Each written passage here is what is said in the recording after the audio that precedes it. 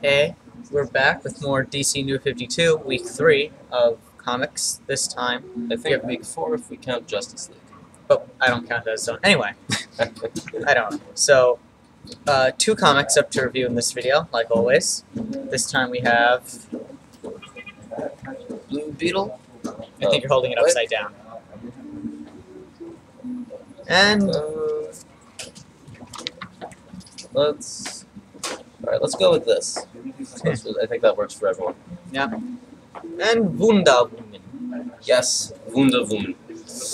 Wunderbar. Yes. So, Now with extra bad German. do you want to start with alphabetically or reverse alphabetically?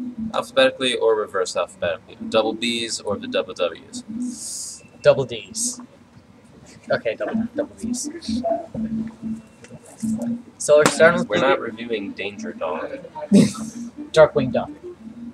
I'd rather do Danger Dog. Okay, but anyway, Blue Beetle. Does Danger Dog exist, or is that just a thing from The Simpsons? I don't know, but that's why I said Darkwing Duck, because Darkwing Duck is cool. So, Blue Beetle, yes. I would talk a bit about who the character is, and background and stuff. Don't really have that much background, though. This is actually a pretty new character. I know that... well, we could give it a little backstory in the franchise. Yeah, Blue Beetle... Well, Blue Beetle was originally... I'm actually not sure, because there have been several of them, even before this one, but... The Blue Beetle, in general, came from the Charlton comics a lot like Captain Atom. Charlton comics, yeah, they had Blue Beetle, along with a lot of other characters who we talked about earlier. So once again, we are doing... DC mainstay and a Charlton acquisition, I guess. Charlton acquisition. So, do you want to talk about Blue Beetle? Although, to be honest, Blue Beetle here doesn't really have very much in common with... I'm not even sure about the other Blue Beetle, because the Blue Beetle I'm most familiar with is Ted Kord. I know him in Justice League International with Booster Gold. Lots and lots of fun times. That's not what we're looking at right here. Now, I haven't really followed this new Blue Beetle, who I think came about after Crisis? Infinite Crisis, I think it was. This is Jaime Reyes, who I don't know very much about. Luckily, this comic is kind of introducing us to him. So anything here that might be new, I don't know if it's new, and anything here that might be old hat is a new hat for me, so I might as well wear it. Summary of the comic. I suppose you want to do that, or should I? I just want to say that, like, this is part, impressions and all. I didn't really get into the comic that much, so I'm just going to let you do most of the talking. Oh. Yeah. Alright then. He didn't really get into the comic that much. Yeah. I did, though. So we begin, interestingly enough, in a sort of on an alien world with some folks fighting crazy beetle people. It's actually kind of a Green Lantern tie-in, just in the fact that you have a Green Lantern chasing these crazy beetle people throughout the world. And of course it is an alien story where you have an alien object go into a human. Yeah, and when I say all over the world, I mean all over outer space. And these are really, really weird beetle things, because it's like, I mean, they're creepy. Creepy beetle things. Destroying an entire population of this planet to feed the hive thing or something. There's some exposition about this. This was also a very long time ago, says the prologue. Apparently the thing inside the beetle has been sort of taken over by the scarab. There's a fight in outer space, crashes to Earth. Well, a different beetle, because the beetle, it is like a Green Lantern ring. There are plenty of them throughout the universe, all infecting different planets, and one of them lands on Earth. Yes. During the time of the mines. Yeah, it's odd. I wish I knew my Mesoamerican architecture, because I can't tell. Well, they say it is not. They say mine. Yeah, but I can't tell if it's accurate or not, because I'm not familiar enough with my Mesoamerican architecture. But we have a Mayan or Aztec temple. It looks to hit in the right place at the crashing, Middle East. Crashing to Earth. Did you say it looks to be hitting the right place in the Middle East? That's not the Middle East. No, I mean, I'm saying it's, oh, okay, so that's... That's Mexico. Well, that's... Central America. No, that's Mexico. Yeah, because here you have the United States. It's a bit to the side, but you can see Florida over there, then New York as you go up the... So, that's definitely... Geographically, it seems pretty sound. Yeah. Anyway, moving on to plot, we have Jaime Reyes in There's a Puerto Rican immigrant in America. Mexican. Well, it's Puerto Rican and stuff. Like I said, I couldn't really get into it, and I just kind of, I read it, but it didn't really stay with me. But they're all south of the border immigrants. Puerto Rico isn't south of the border. Well, it's Central America, South America, whatever. Caribbean. Caribbean. They're all. You wanted to teach a geography lesson, fine. We're in Texas, mind you. And we have Jaime Reyes and his friends talking about their penises for a couple pages. Because they're in high school, and of course that's what high schoolers do. Definitely true. And they are sexy high schoolers, mind you. And then... Anyway, the main idea is that Jaime wants to go to a party. I think it's a quinceañera of a girl who he likes. However, Dun dun dun! his parents do not want to let him because apparently the girl's tia is bad news in some respect. And she lives in some sort of a Mansion. fortress. A mansion with a fortress type security to it. So she might be bad news. And She's setting up to be quite the important character, actually. there's something sinister going on. And then, I don't think it's much of a spoiler to say, he ends up sneaking out to go to the party anyway with Paco here, who is the dropout of the high school, yet still shows up at the high school for some reason, and has a really nice car in a old sort of way. And then, along the way, something happens. And I will say that we may or may not end up with Jaime becoming the Blue Beetle. You're Still holding the upside down. comic upside down because that's the way it makes most sense to me. It's like a Spider-Man comic. In His that hands respect. don't turn into laser guns at any point during the comic, though. Yeah.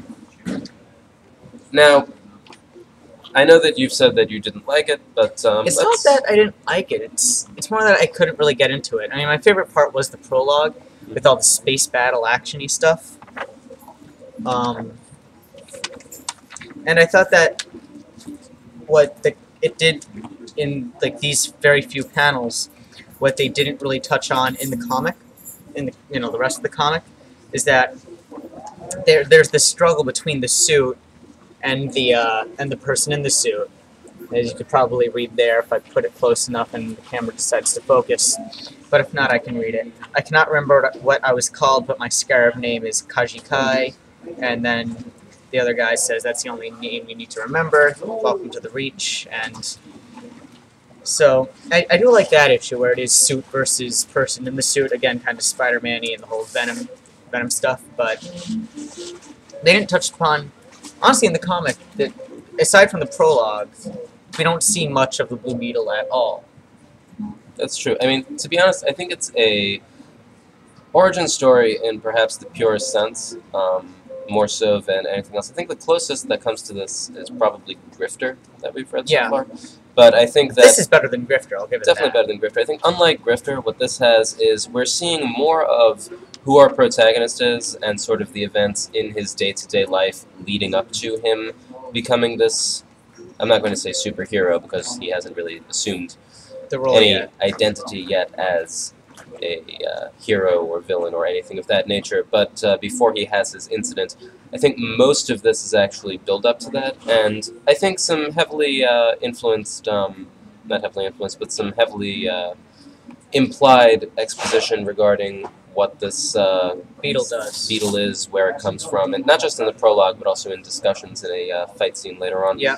But I think that we get a lot of just sort of pre-incident exposition, sense of relationships, and characterization. But for me, I think that type of characterization really works. I find it really interesting. I really like just kind of the characters in the story. It's not necessarily because I think it's exceptionally well done, but just because it resonates with me. And I think in some ways this is something that's really going to come down to preference. If you like these kinds of characters, and you like the because it is very character-driven. Yeah. If you like these kinds of characters and you like, yeah, that's really But- going to, I think, influence if you like this comic. If Mhm. you want like a big action story, if you want to see the big conflict going on and world in danger, all This that stuff, probably isn't this the comic. definitely isn't. No, but isn't for you. It's, like I said, like not only the prologue, but I do like the parts where we see, I guess, villains of the piece, and they are talking about the Scarab and what, like, why they want the Scarab, what it could do, and these are kind of henchman-y characters. They're just following orders. But I like the parts where they're talking about the Scarab, and the parts where you really do see Blue Beetle, well, what the Blue Beetle will be, you know, in action. And otherwise, I guess it is just me. It's not the comic's fault, but I just not my type of story, not my thing, not my groove. I can't get into it. yeah, and I do think that. I actually think that the action toward the end is a bit shoehorned in, so that might be a bit of a criticism. But I think that overall, it doesn't need to have sort of this constant action in order to be interesting and in order No, to really comics set up a don't. story. But I mean this comic specifically. It's Yeah. just my impression of it. So do we want to just talk a bit about visually how it is?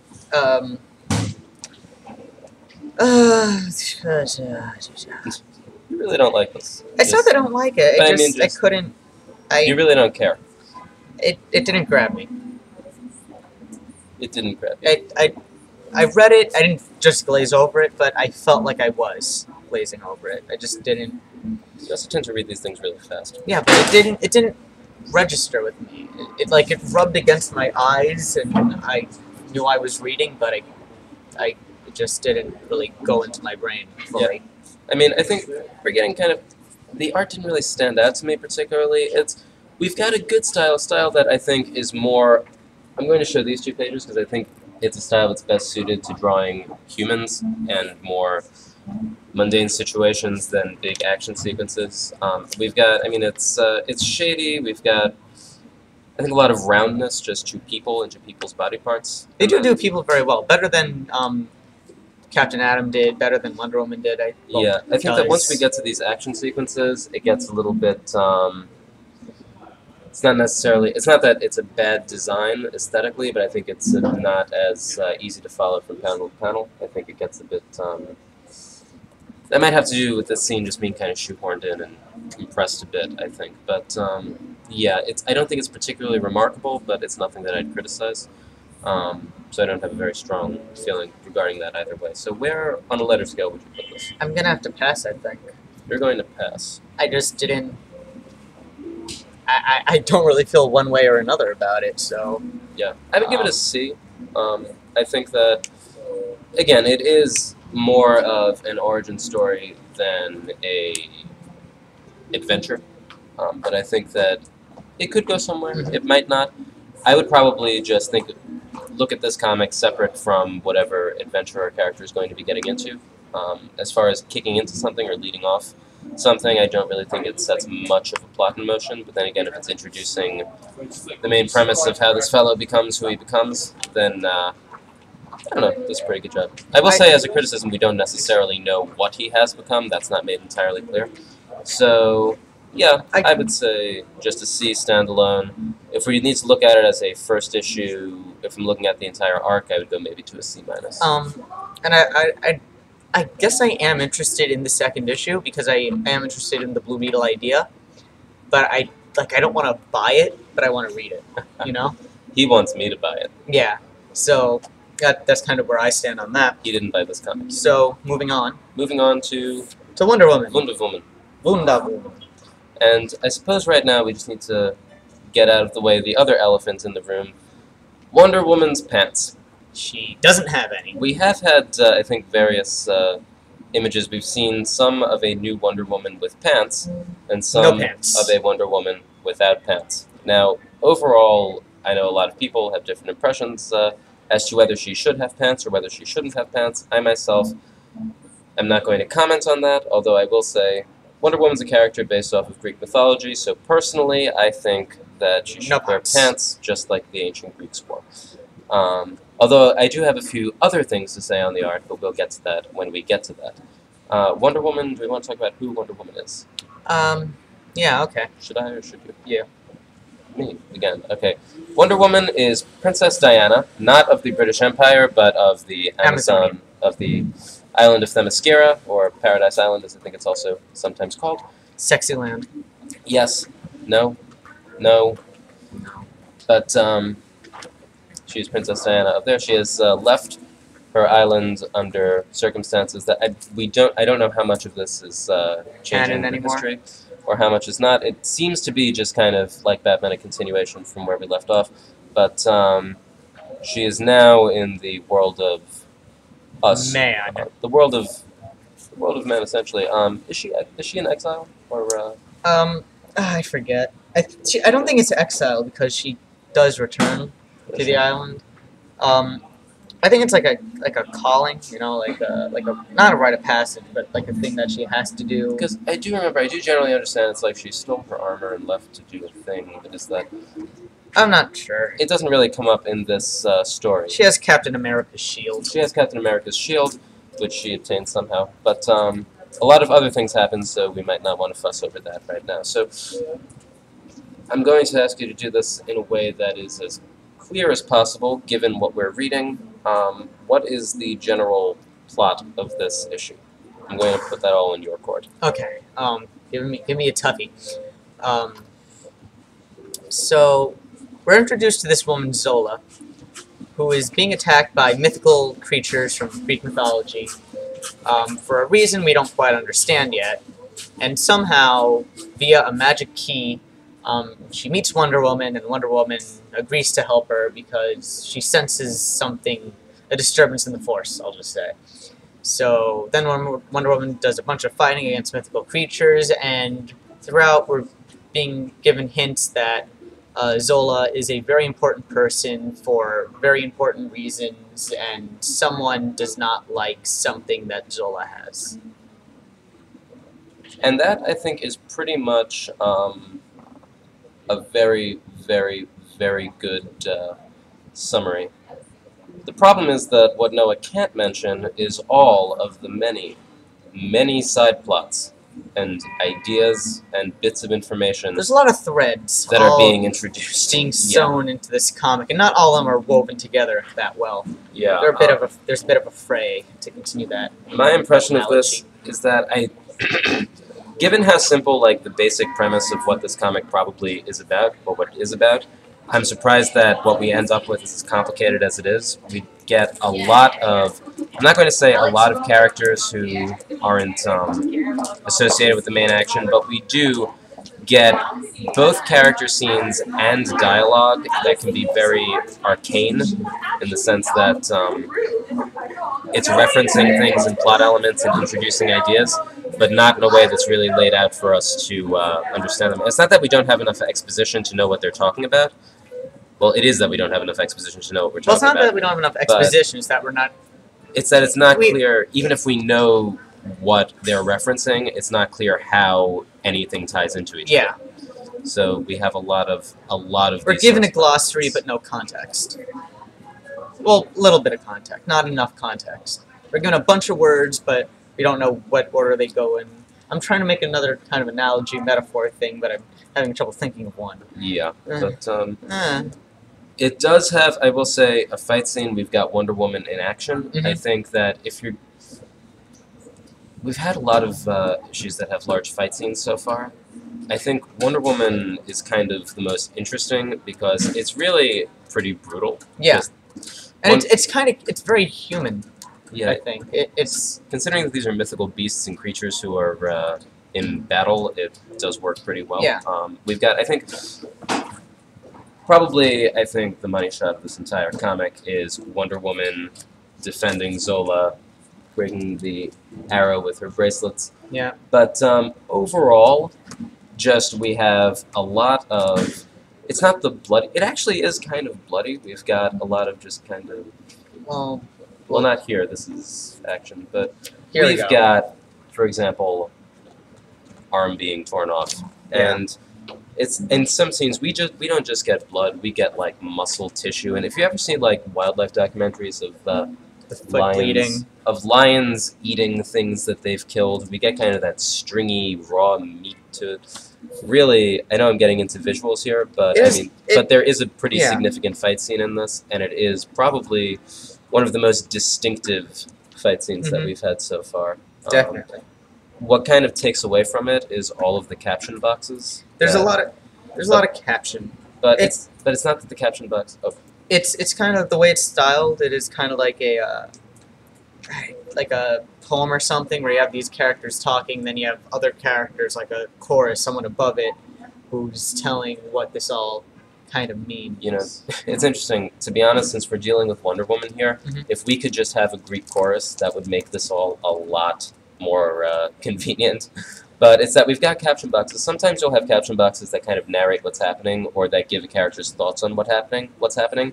Here we have caption boxes where something's happening, and then characters are talking about something that's going on entirely off-screen, backstory. Or what that thing means, but in such a way, in such a higher context that we're not privy to it yet. Yeah, I would say don't exposit in the caption boxes, unless we can already see it happening. And do we want to talk more visually about how Wonder Woman is? Well, I just want to take mention of the cover. I love the cover to this. I like the thick lines, the bold style of it all.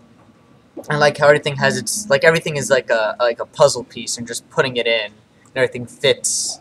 All the shapes fit together nicely. I think you said earlier that it reminds you of It reminds me of Greek like vase. the Greek urns, and kind of that same style where the thick lines and everybody just kind of boom on the piece. Ode upon a Grecian urn.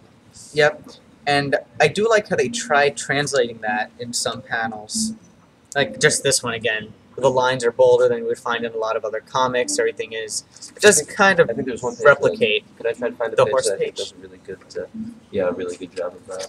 But I think that also because of all the movement that's going on in the comics, you see kind of the weakness of that style. And I would love it for the comic to be in that style all the time. But it just can't, I don't think. Yeah. And the way that they try to compromise I don't think they compromise the two styles very well between a comic that's supposed to have this motion and the urn that it's just kind of solid. And also, I think one thing that's really good, the fact this does take place in Virginia, and to be honest, even when you have like those style elements, it still does have like just the sort of backwoods country feel to it. I don't want to say that the art is bad, because it isn't.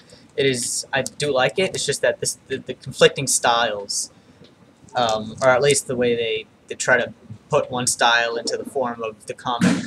I just think it could have been done better, or at least, I don't know, maybe done differently, so it fits better. But I do like the art altogether. I do. It is nice. I didn't really get that impression so much, but I did. I do like how, again, I think just these sort of different aesthetics, sort of this ancient Greek aesthetic and also this backwoods country aesthetic, is really, I think, blended together very nicely. Overall, I think the battle scene, which is also in a fiery sunset, I think that is done really well. It's kind of 300-y the way it's done. It's very yellow. You have the muscle of all, the muscle, the not gore, but the. I haven't read 300 in its entirety or anything, but from what I've seen of just 300's arts, I think it's actually a bit more graceful. It's definitely more graceful, but I mean the kind of the force of it. Well, it does have just this sort of really classic ancient war feel to it. I mean, even though gladiator feel. Even though it's a fight scene in a field in the Virginian woods, it does have this real. It's a battle. And if you're into that style of, again, I would say if you're into that style, but I can't think of very many other things that this reminds me of. It's, I think, definitely very appropriate for Wonder Woman. So I think, and it's very nice looking. It's very fitting, and it does work. One criticism that I do have, and this is consistent, you can see it kind of on the cover. We can also kind of see it in this shot. Proportions are kind of off. Wonder Woman's head is tiny in proportion to her body. Her face is about the size of her shoulder. Yeah. It's really, it gets off in places. So, and comics have had a history of disproportionate women, but this is just a bit much. They don't normally do tiny heads, but I don't think that it's glaringly offensive or anything, but I think that it's just a bit off. It's a bit off, and you notice it at places, and things seem a bit awkward. Yeah. So, yeah. So overall, where would you put this on a letter scale? On a letter scale, probably a C+. I did like it a lot. but there are a lot of threads that need tying. There's a lot of stuff that needs more explanation. Yeah. But it did keep me interested, unlike the Beetle. I'm interested. I want to know what's going on. Again, art style I really like, but they do need to explain some more. I would put it at a C, not C plus, but a C. I think the art's what's carrying it. I think there's a really good fight scene. It really works for me. But overall, in terms of story, I don't think I got enough of a sense of what's going on to really be invested in what happens next. So I might look at later issues. I might not, but that's my. I think the art is really what does it for me. Yeah, art is definitely the strongest point. Yeah. So, what do we want to look at next? What do we want to look at next? I am going to suggest one. How about you suggest the other? Okay. I would say Birds of Prey. And I will say,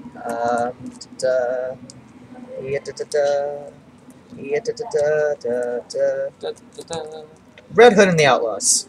Wonderful. Birds of Prey and Red Hood and the Outlaws.